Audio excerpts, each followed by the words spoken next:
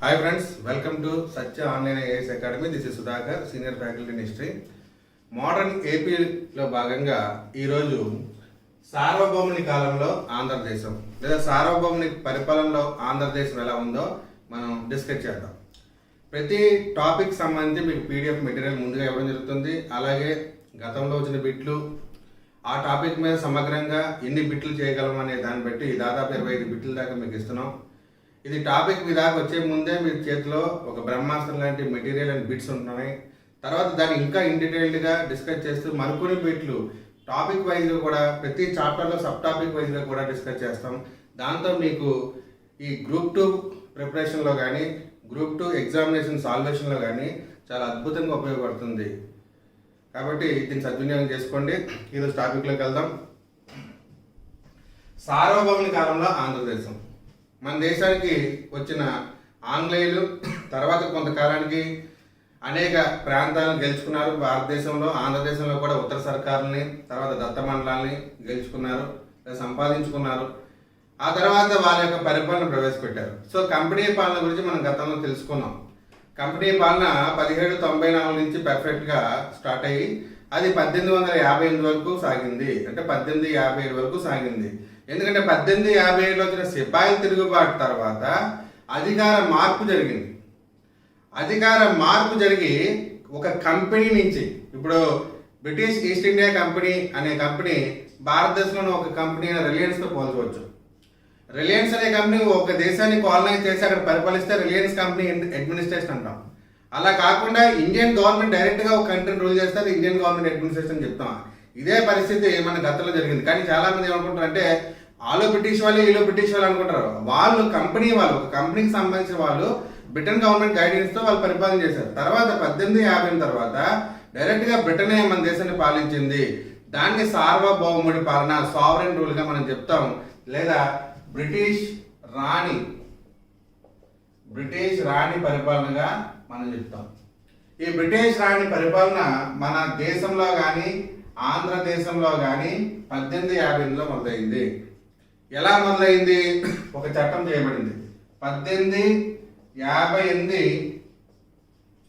భారత ప్రభుత్వ చట్టం.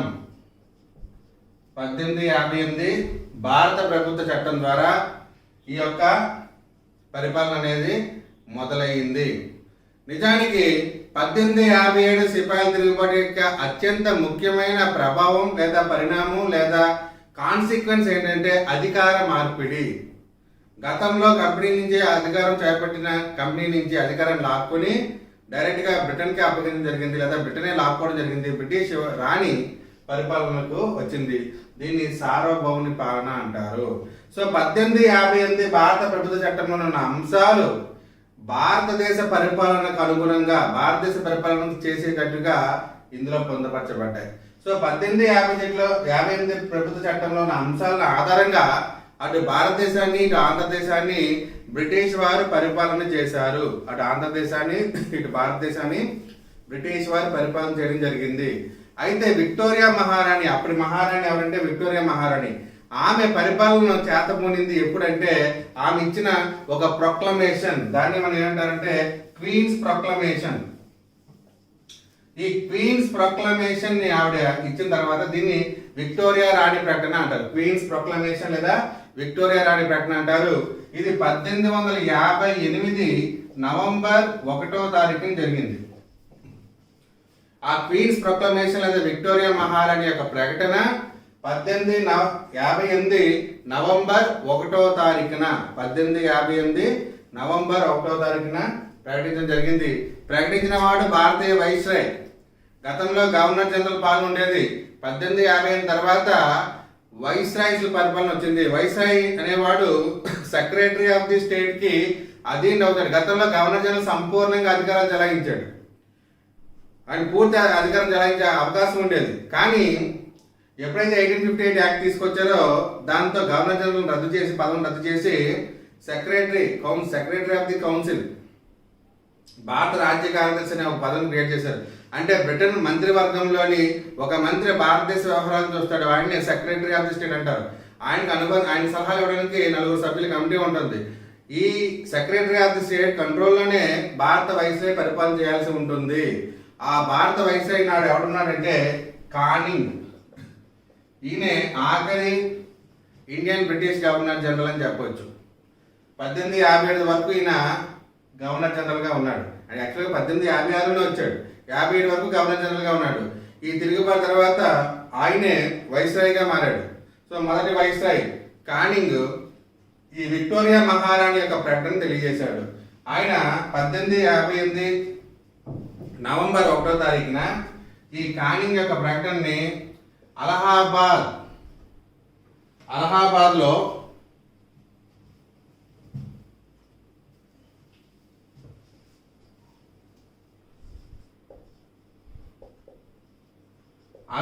ఒక దర్బార్ ఏర్పాటు చేసి అక్కడ ప్రకటన చేశాడు.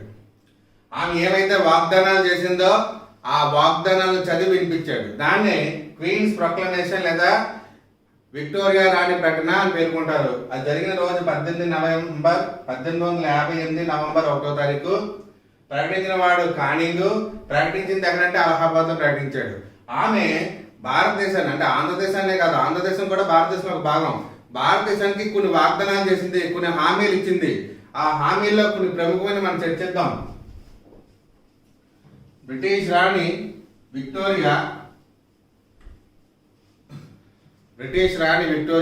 చేసిన ప్రకటనలు లేదా వాగ్దానాల్లో ప్రధానమైనవి ఈ క్రిందివి, లేదా ఈ 4-5 అంశాలు ప్రధానమైనవి. అవేంటో చూద్దాం. భారతీయులు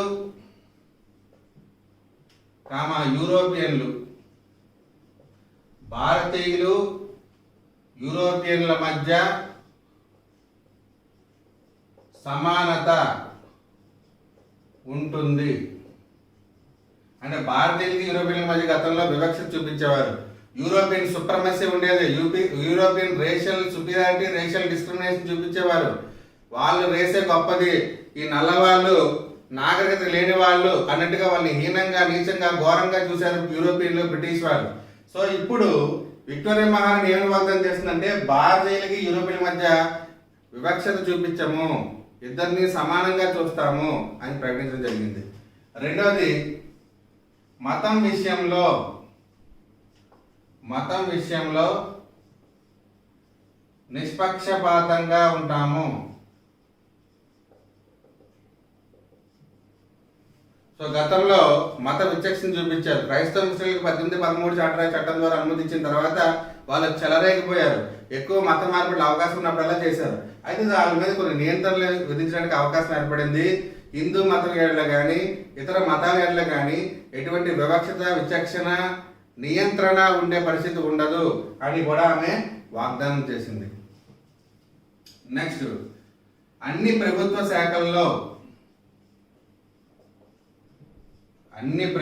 శాఖల్లో భారతీయులకు ఉద్యోగాలు ఇస్తాం లేదా అవకాశాలు ఇస్తాం. అన్ని ప్రభుత్వ శాఖల్లో. గతంలో కొన్ని ప్రధానమైన ప్రభుత్వ శాఖల్లో భారతీయులకు ఎంట్రీ లేదు. ఇప్పుడు భారతీయులకు అన్ని ప్రభుత్వ శాఖల్లో ఎంట్రీ ఇస్తామని ఆమె చెప్తా ఉంది. వీలైనంత వరకు ఎక్కువ ఉద్యోగాలు ఇస్తామని కూడా ఆమె చెప్పింది. నెక్స్ట్,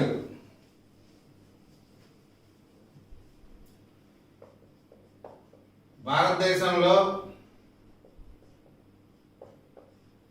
తామే పెట్టుబడి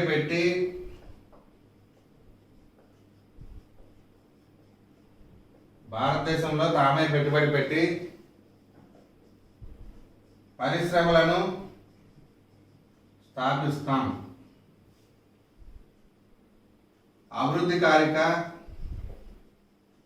అభివృద్ధికారక ప్రజాపయోగమైన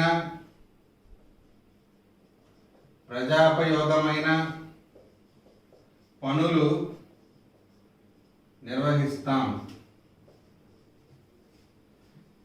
తర్వాత వాగ్దానం, భారతదేశంలో తామే పెట్టుబడి పెడతామని చెప్తుంది ఆమె. పరిశ్రమలు స్థాపిస్తాం, ఇండస్ట్రియలైజేషన్ చేస్తాం. ఇండస్ట్రియలైజేషన్ చేయడం వల్ల ఏమవుతుందంటే ఇక్కడే ఎక్కువ మందికి ఉద్యోగాలు లభిస్తాయి. అయితే ఇందులో కొంత తిరకాసు ఉంది. వాస్తవానికి ఆ బ్రిటిష్ కాలనైజేషన్ వలసవాదాన్ని మనం పరిశీలించినట్లయితే మొదట వాళ్ళు ఇక్కడ రా మెటీరియల్ చాలా తక్కువ ధరకు కొనుక్కొని లేదా రైతుల దగ్గర నుంచి ఒత్తిడి చేసి ఇక్కడ అవుట్పుట్ ఫినిష్డ్ గూడ్స్ని కూడా తక్కువ రేటు కొనుక్కొని వాళ్ళు వాళ్ళ దేశంలో కానీ యూరోప్లో కానీ ఎక్కువ లాభాలకు అమ్ముకున్నారు. దాన్ని ఈ కాలనైజేషన్ వలసవాదంలో మొదటి దశగా చెప్తాం. అది ఎప్పుడు ప్రారంభమై ఎప్పుడు అంతమైందంటే 1760లో ప్లాసీ యుద్ధం తర్వాత బెంగాల్ని ఆక్రమించిన తర్వాత పాక్షికంగా అక్కడి నుంచి ప్రారంభమైంది 1760 నుంచి 1813 వరకు. దాన్ని వర్తక దశ అని మనం చెప్తాం. రెండో దశ స్వేచ్ఛ వాణిజ్య దశ. అది 1813లో స్టార్ట్ అయ్యి 1860 లేదా 1858 వరకు సాగింది. ఈ స్వేచ్ఛ వాణిజ్య దశలో భారతదేశాన్ని వాళ్ళు supplier of the raw material and market for their finished goods. అంటే భారతదేశాన్ని వాళ్ళు ఎలా వినియోగించుకున్నారంటే స్వేచ్ఛ వ్యాపార దశలో భారతదేశం అనేది రా మెటీరియల్ సప్లై చేసేది, ముడి పదార్థాలు సప్లై చేస్తుంది వాళ్ళ దేశంలో ఉన్న పరిశ్రమలకి, యూరోప్లో ఉన్న పరిశ్రమలకి. అక్కడ తయారు చేసిన వస్తువులు మళ్ళీ ఇక్కడే అమ్ముతారు. అంటే ముడి పదార్థాలు తక్కువ ధరకు కొని ఆ దేశంలో వస్తువులు తయారు చేసి ఎక్కువ ధరకి ఇక్కడ అమ్ముతారు. దానివల్ల ఇక్కడ స్వదేశీ పరిశ్రమలు దెబ్బతిన్నాయి, చేతి ఉద్యోగాలు దెబ్బతిన్నారు, ప్రజలు కూడా ఎక్కువ ధరలకు కొనుక్కోవాల్సి వచ్చింది. ఆ రకంగా భారతదేశం మోసపోయింది రెండో దశలో.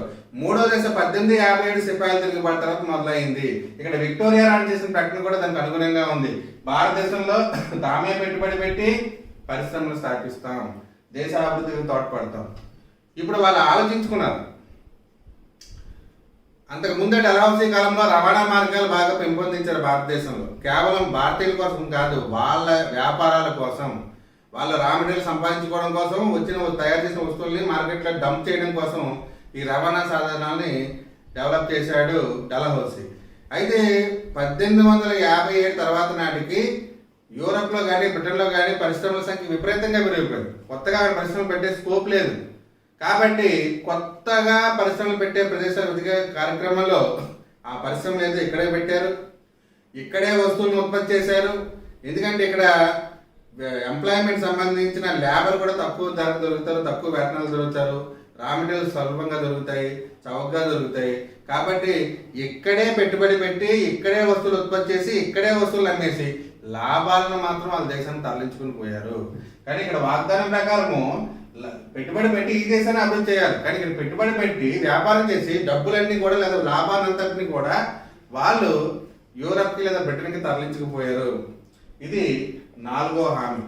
ఇక ఇంకొక హామీగా మనం ఏం చెప్పవచ్చు అంటే సబార్డినేట్ ఐసోలేషన్ తగ్గించి సబార్డినేషన్ యూనిఫికేషన్ చేశారు. అంటే ఈ నేటివ్ కింగ్స్ ఉన్నారు కదా, ఆ నేటివ్ కింగ్స్ లేదా ప్రిన్స్లీ స్టేట్స్ అధిపతుల్ని గతంలో లాక్కున్నారు. ఉదాహరణకి మనకి డాక్ట్రిన్ ఆఫ్ ల్యాబ్స్, రాజ సంక్రమణ సిద్ధాంతం మనం తీసుకున్నట్లయితే 1848 డల్హౌసీ రూపొందించిన రాజ సంక్రమణ సిద్ధాంతం ప్రకారము ఎవరికైతే సొంతంగా కుమారుడు లేడో వాళ్ళ రాజ్యాలను ఆక్రమిస్తాం, అది బ్రిటిష్ వారి హక్కు అన్నట్టుగా ఆయన తీసుకొచ్చాడు.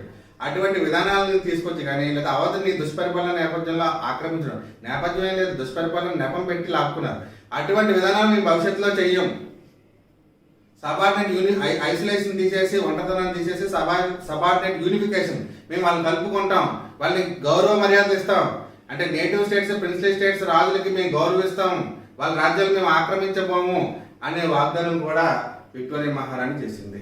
ఏది ఏమైనప్పటికీ కూడా ఈ 4-5 వాగ్దానాలు మనం పరిశీలించినట్లయితే వీటిని పూర్తిగా నిలబెట్టుకున్నట్టు దాఖలాలు లేవు.